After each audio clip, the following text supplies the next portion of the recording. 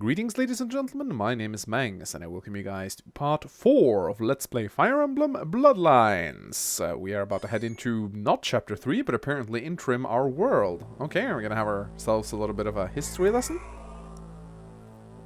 This should be good. I have returned with more firewood. You know, you guys don't need to stay with me anymore. If you felt that you needed to pay me a debt for helping you, consider it paid. Feel free to split anytime, especially since Zamford is going to be a 3-week, if not longer journey, and that's provided that nothing stupid or troublesome happens. Oh well, I'm closer to Amford than to Pod at this point anyway, and it's not healthy for Volubrians to settle in human-dominated areas for long. It's unnatural. Good freelance mercenaries like myself can find work anywhere anyway. And to be honest, sticking around, you will eventually probably land me some pay eventually. I suppose you could be onto something. That's a flimsy justification, Malcolm. Sounds like you are just fishing for friends. And what's wrong with that, huh? What are you here for? Oh, well, my old bones feel rejuvenated at the latest sign of trouble, and chatting with you youngsters makes me feel like I was in my prime. Well, is Agali really that old? He doesn't look that old. He looks like a man in his 20s with a lot of beard. He really does not look that old to me. Am I wrong in this? I thought like he was like 25, just with a full beard. More like a hipster type kind of look, really. Anyway, even speaking professionally, the historian outside of me would not forgive a missed opportunity to observe the Red Luster firsthand. Fair enough, what about the other two? Who honestly knows? They're just glory and gold-seeking adventurers. But they make for humorous company. I really like this, by the way. This is fucking amazing. One of my major complaints was that, to Ghasts in the previous patch was that these guys literally have no reason for tagging along with Bram. And this is really what I missed. Just a short scene where they actually explain why are they here. Why are they tagging along with him? And this is really well done. Hey, what's you drawing over there? I am actually drawing an atlas. I am also a cartographer by profession. Really? Can I take a look? I'm not too sharp when it comes to geometry. Geography. Yeah, geography. You may absolutely take a look. Perhaps you may learn something then.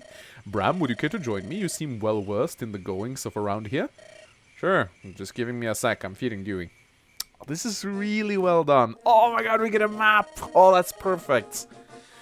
Ah, the world of Messias?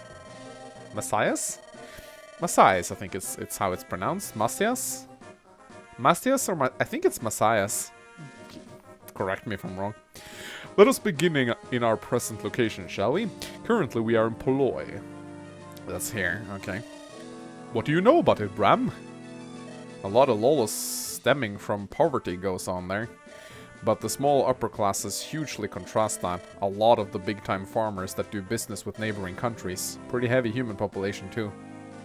Indeed, the mass poverty is juxtaposed by the elite, a sad contradiction. The cry of the lower class is significant, however.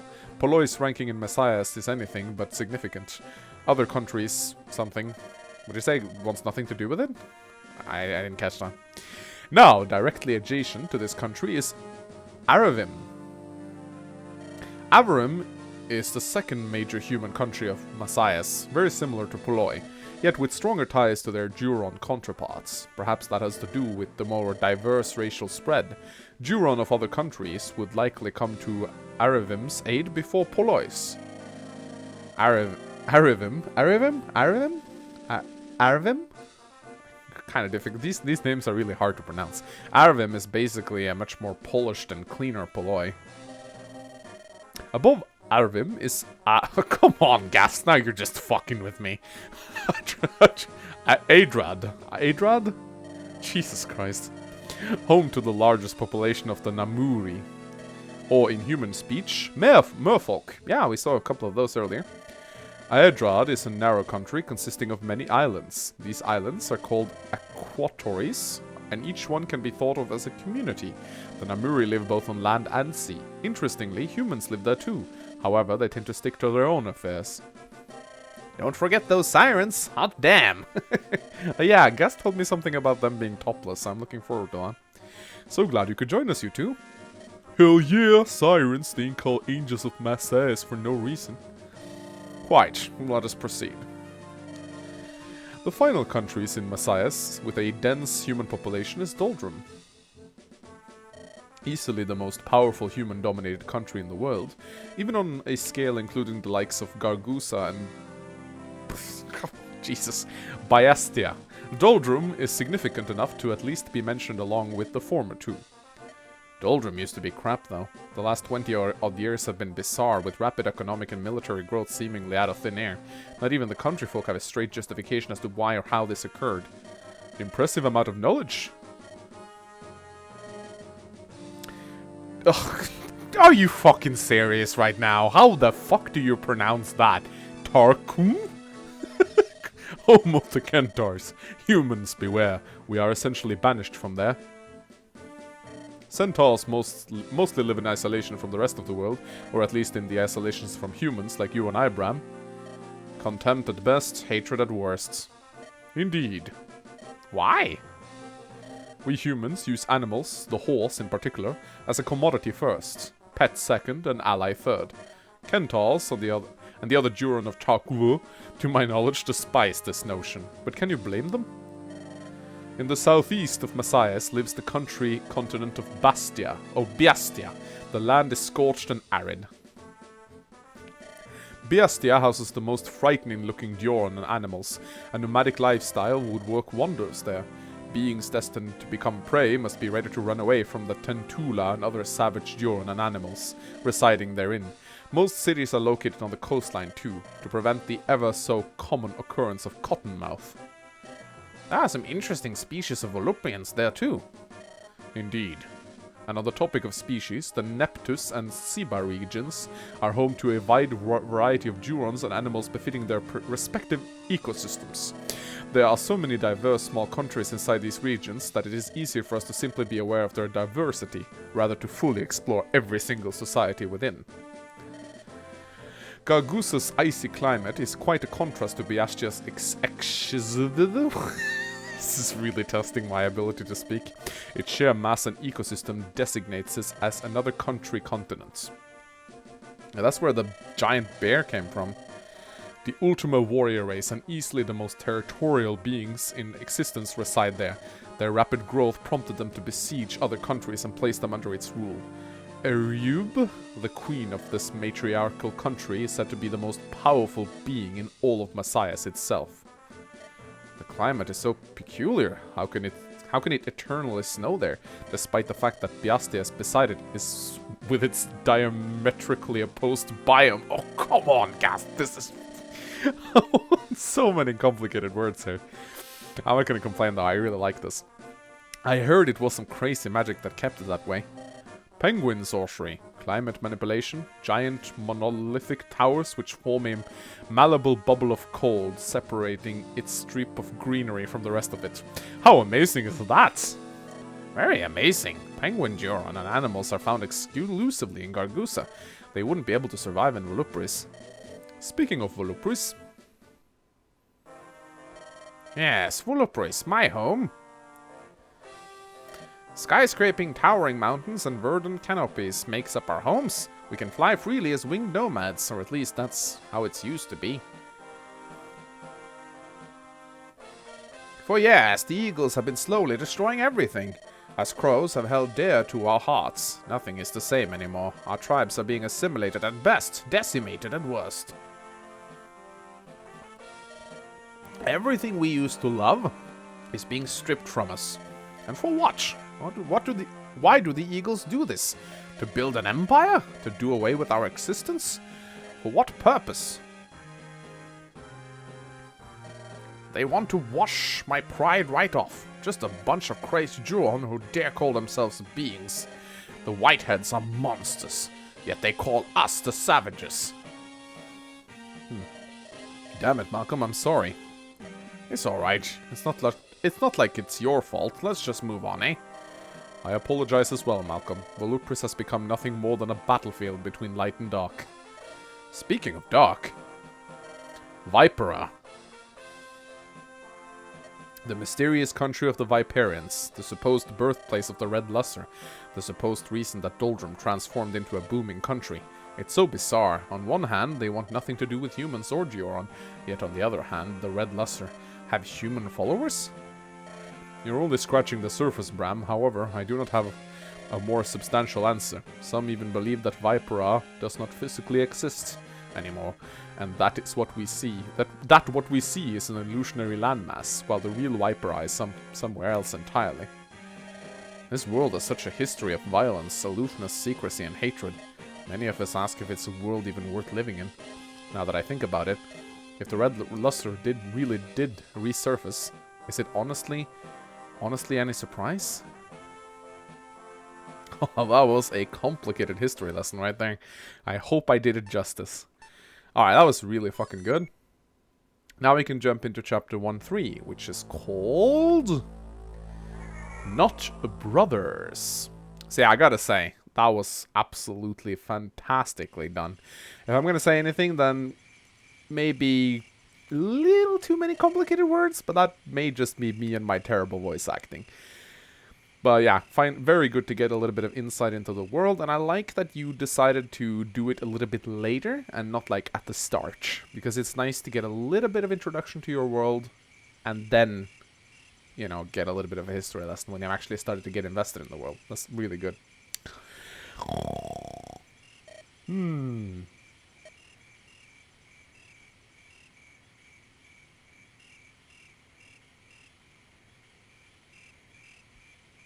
Oh, they're playing. Aww. That's really cool. Hey, Bram, what are you doing? Playing fetch. It's quite intense. Takes a lot of concentration. Ha! Why are you up? I was just thinking about the night when Agali showed us his atlas. The whole Civil War thing keeps me up some nights. Understandable. I'm glad you were able to share that with us, though. It's pretty bad at keeping secrets, even my own secrets. Anyway, what are you two doing up at this hour? Been having some strange dreams. They just keep waking me up. It's no big deal. Similarly, I also keep myself awake because of my own thoughts. Is that green-haired fellow from the woods at fault for that? Could be. You don't need to tell me if you don't want to, but what did he say? Not telling. Oh, alright. So, you have any family? Family? Not really. I moved out years ago. Then what? You picked up a sword and fancied torture? Well, if you have to be blunt about it, yes. Do you have a problem with it? I'm a mercenary, a freelance hero, or a vile, shameless assassin. I'm whatever deviant or non-deviant something or other that I feel is right to me. Employers nor the dead care about what I think is ethically right or wrong. Likewise, I don't care much for what they think either. I write my own rules. Besides, who's going to stop me? If I like it, I'll do it. Your move. Ha! I could cut grass with your edge. Well, it's the hand I was dealt, so what's wrong with it? Short answer or long answer? Long answer. War broke out when I was 13, and my dad sent me off to live with my aunt. He considered having me stay and fight with him, but I saw a clan member get plucked by an eagle right in front of my eyes. It was the most scarring thing I have ever seen. I couldn't sleep or anything, so my parents shipped me off to Averin as soon as they could. That sounds horrifying. I flew away from my aunt in Averin and fought for the various militias, and here I am 6 years later. I know I killed people, but it only takes one shot between the eyes, not 10. I know it's vague, but there ain't any rules in war. Only morals as a soldier can carry on with him till he dies. You're right. Morals just aids us to split what is objectively true and false. Right and wrong, black and white. No two truths are the exact same. Wow. Not sure if it's just me stumbling, but I find this dialogue really, really complicated. I like it though. It's well written. Most of the time, they aren't even close. Nevertheless, I understand your truth. I see. Then let bygones be bygones? Yep. You want to go home someday? To Volupris? Once I'm stronger. Once I'm ready. Fair enough. I can't really say the same. I think Dewey's falling asleep. I'm gonna try to get some rest too. Good call. Night, Bram. Dewey. Night, Malcolm. Volupris, mother, I promise. I'll come back. I promise. Malcolm's a really cool character, by the way. I like him a lot. Alright. Fuckers are standing in our way. We've reached Amprich. Probably half a day till we reach the castle itself, eh? It's quite a large commercial city. I imagine we will find some useful stuff there, huh? Yeah. If only the path were that easy. Looks like we have company. Do you think they were waiting for us? It does not seem that way. They seem to be preoccupied with something else. Not for long, I bet. Halt! Travel in this territory is being restricted until further notice. If you value your life, then you should turn around now. What business do you have in Ampret? Excuse me, what did you say? I said, what business do you have in Ampret, and what makes you think you can stop us from advancing? Why, you little... ouch. My lord? That is an awesome mustache. Holy fucking crap, that is amazing. It's the dog. The rest of them are trailing us. Will the operation be put on hold? The Voluprian. He is there as well, yes? Yes, of course, my lord. Younger brother Urada. Yes, elder brother Cadvan? I don't know why I gave him that voice. That didn't sound like a crow at all. I'm a crow. The crow flies among the enemy. He may be our kin, but he intrudes on our master's plans. And this Tempest is here as well. Tempest, he is a slight breeze to me. I will stop him. Do not be so hasty, Uroda. Strike cautiously. If you fall, I want you to fly away to safety. An impossible request. I will not abandon my kind. Why do you say such things? Child, I have told you already. Need I remind you again? Our clan must see the Whiteheads die. However, if we fall first, who will realize this goal? Now do as your brother orders of you, Uroda. As you wish. Good. I shall greet our enemy. Then in battle we will lure them in and rip them apart with our arrows. As you command, elder brother Cadman. A crow? What's going on here? Surely a brother cannot be fighting for the Red Luster, can they? Blast, what's going on back home? Open your eyes, boy. Tell me, what do you see? What? What is that supposed to mean? I see a crow, but why? Why, brother? Why join these people? You fail to understand your place. You fail to understand your status. Are you aware of the goings-ons in Volupris? If you are, joining the Red Luster is the only way to finally regain Volupris. This is the reason you see me standing here. What? What are you talking about? Brother, my crow brother, these people are cruel, they're lying. Their motives are evil. Listen to me, please. Answer me, crow. What do you fight for? The color white or the color black? What the hell do you think? Black, of course. As do we. But by stepping Talon here, you fight for the Whiteheads. No, brother, you're wrong. I'd never... Shut your beak. Malcolm, don't listen to this bird's mind games. Bram? I will not let you ruin our plans. You will not enter Ampret as long as I am alive. I will end you, evildoers, in the name of my master. Crow, you are no brother of mine. Damn it, brother, what happened to you? This can't be right. I'm not supposed to fight my own kind. Roar. Ah, damn it, Dewey, what the hell was that for? Ruff, ruff. Bram, watch your back! Finally, off to the black market. I've been waiting all day, you know. I know you have been the most impatient, sister. I just need to make sure I did not forget anything. Purse, cosmetics, staff, medicine. Nilo, you must not forget our picnic basket again. Make sure you have it, please. I have it, I have it. Let us go then. Goodness, what to buy? Oxbone, whiskers, turtle blood, a human hand, perhaps a new toe? Oh, Nilo, do you sense something? Yes, I do. Something evil. And yet I sense a good oars as well. A skirmish, perhaps. What shall we do, dearest sister? I do not imagine we can enter the kingdom peacefully given this situation. How unfortunate. Nilo, let us find this positive aura and see if they will escort us inside Ampret. Oh, violence? This sounds most desirable. I shall be your saintly guardian, sister. Oh my god, that was a lot of dialogue. Alright, so we got some new green units right here. First one is Nilo, I suppose. Nilo is a shaman. And yeah, she is the first dark magic user you get. She seems to be a cool character, a little bit devious. She is ridiculously fast for a shaman. 70% speed growth is absolutely insane. I also like her constitution of 7. I do believe it allows her to use Flux without speed penalty. I actually am going to have to check the weight of Flux.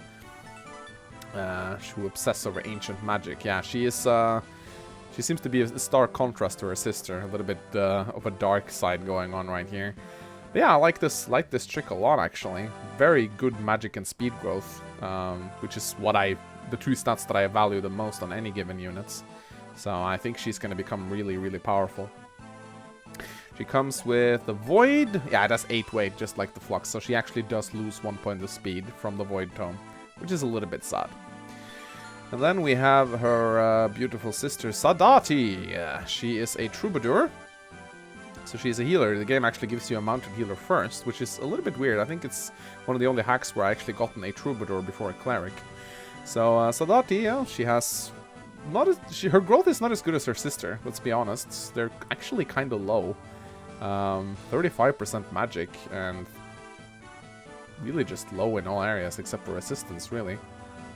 But then again, she is a mounted healer, so I suppose she's got that going for her. Base stat's not too bad either.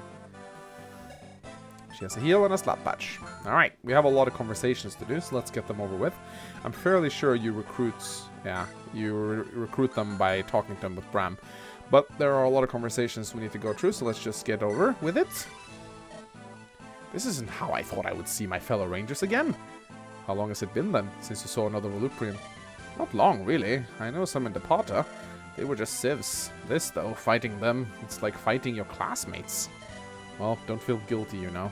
They're not holding back against you. I don't know what to say. I don't know what to think. Let's just keep fighting. Maybe I can get some answers. Be careful, Mal. Thanks. Alright, so there is a conversation. I remember there being... yeah, there's a lot of conversations on this map. I'm worried about Malcolm. I'm worried about all of us. Huh? Just thinking about it, a couple of weeks ago I was fighting off thugs. Now this? It seems dark, and it feels like we're all sinking into something even darker. Aww. Don't worry about anything, Dew. Just stand by me. Alright, and Malcolm has a conversation with Dewey as well. Damn it, what's the point of this? I'm killing crows. Oh, it's you, Dewey. Hey, come on. You being sad makes the world sadder than this. Don't let me drag you down, huh? Yep. Attaboy.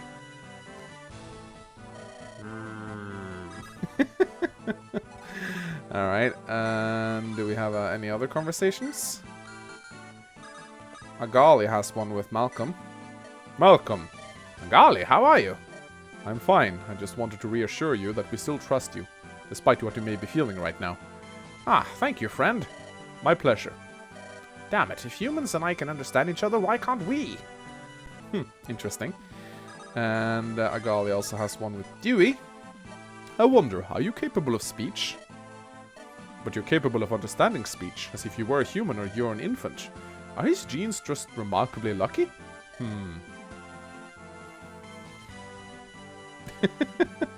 Alright, let's go and recruit these guys. Yeah. Dewey, watch my back. Excuse me? Dewey, check your 3. Arrgh. Excuse me. Watch out for... oh, hi. Hi there. Hi. Hi, are you trying to get to Amphret? Yes, and you? Yes, would you like to be my help? Would you like my help? Your forearm is bleeding, by the way. It's nothing a patch can't fix, I hope. Those are no good. My name is Sadati. My sister and I were planning to safe travel to Amphret. However, due to this scuffle, would you mind escorting us?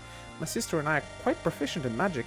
If we help each other, we may make it there safely. Will you accept our help? Sure. My name is Tempest. I mean, Bram. My name is Bram.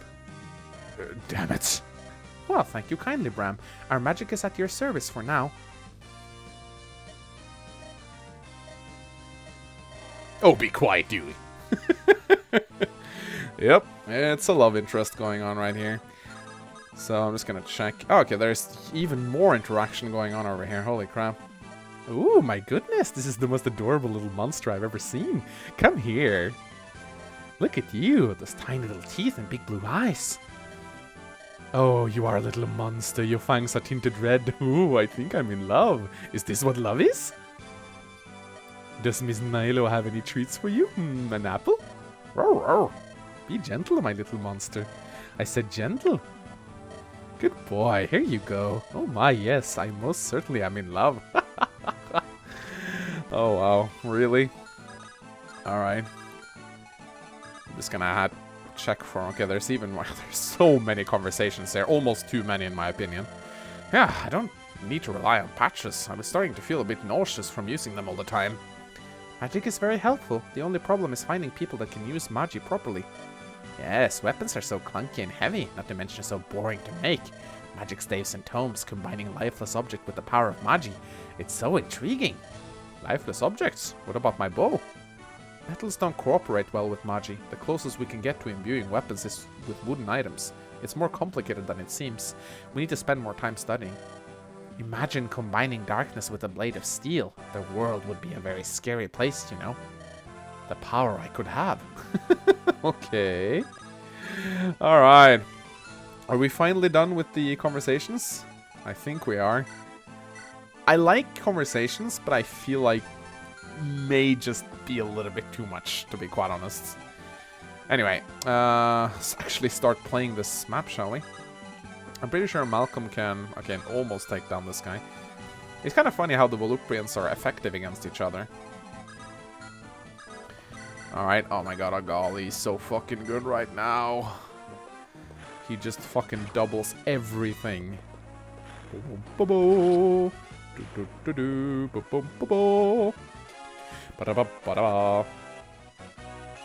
Hit points, magic, and defense. Oh, well. He already has plenty of speed, so... Well, I see someone... Okay, so can Tyrant speak to any of these? No. Alright. Oh my god, Tyrant also kills this guy in a single turn. Oh, there's actually one thing I have forgotten to do. I've forgotten to check for stealable stuff, because we actually have a thief now. Yeah, there's a droppable slap patch there, but we don't need to... Oh, a bolt tome that also drops. Oh, here's the boss, by the way, Cadman. And there's also this guy, who I think is recruitable. I don't have his growths, so he's not... But he seems like a very... recruitable guy, because he has an affinity and a luck stats. Whereas the boss has no affinity and no luck. That kind of makes me think that this guy will appear again soon. Especially considering he is supposed to retreat when killed. I think we will definitely get him at a later points. Alright, I think he moves too, so we gotta be a little bit careful. Anyway, let's throw a void at this guy. Nilo seems like a really fucking good dark magic user. With her growth, she can become really fucking good. Tyrant can take down this guy. Let's attack from here. Also loving the remade music from Fire Emblem 7. It's really fucking good. It's a music that often gets used in Hack. I dare say a little bit overused. So I really appreciate the remix on it. Because this music... It's a music that goes with every map, I feel. It's not too dark, it's not too light. It feels... It feels like a map theme. So it gets used a lot, and sometimes too many hacks use it way too often, I feel. Alright. Nilo's notes. 13 blah blah blah, month of wind. Infusing Magi into the sword continues to be a difficult task. Iron and any sort of metal seems to be destroyed by any sort of enhancements. Wood or any other similar element seems very conductive, as seen in the commonality of various tomes available to the public. Perhaps I must find more durable natural materials with properties similar to metals, perhaps stone? Sissy seems to think that only Viperians are capable of performing such magic. I do not believe her. I know I will be able to uncover this mystery. Onwards with research, but first food. My tummy is oh so rumbly. So that is notes. Blah blah blah, month of the moon. All urine animals and animals have a weakness. I wonder if Viperians also have a specific weakness too. It is documented that garlic and similar plants of the onion genus are strongly disliked by the snakes. I must consider now, if Jurons share the same weaknesses as their animal counterparts, are Viperians also weak to the onion genus? Brimstone induces weakness via physical contact. A more distant defense could be critical in the recent lead rustle attack. If the recent red luster attacks were motivated by attacks from Viperians themselves. Alright, yeah, that's cool. More tying together loose strings. Alright, we can't really do anything with Malcolm right now, so let's just put him over here. Holy shit, 30 minutes before the first enemy phase. Ah. At least Kale doesn't get doubled, but... Oh shit, should be a little bit careful here. Kale actually took some heavy punishment right now.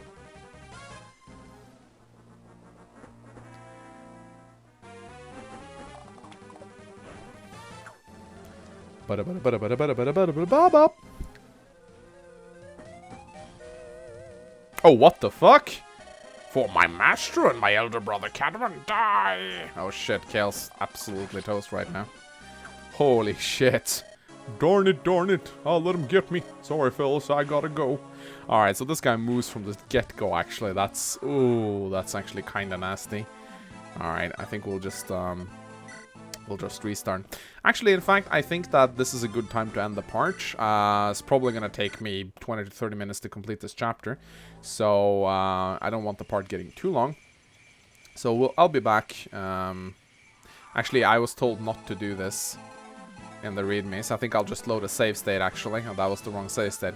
The reason why you should not do this is because I read in the readme that certain chapters, it can actually, some units can despawn if you restart them manually because of some glitch with the emulator's memory system.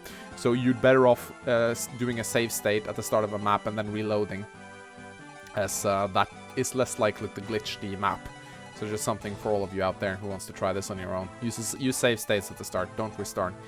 Anyway, I'm going to continue in the next part, and I'm also going to be giving my feedback on this entire thing at the end of the next part. So we don't get like 1.5 hour parts. It's a little bit too long for my liking, so I hope you guys are okay with that. Anyway, please consider leaving a like and a comment if you found this entertaining, and I'll be back in the next part. Goodbye.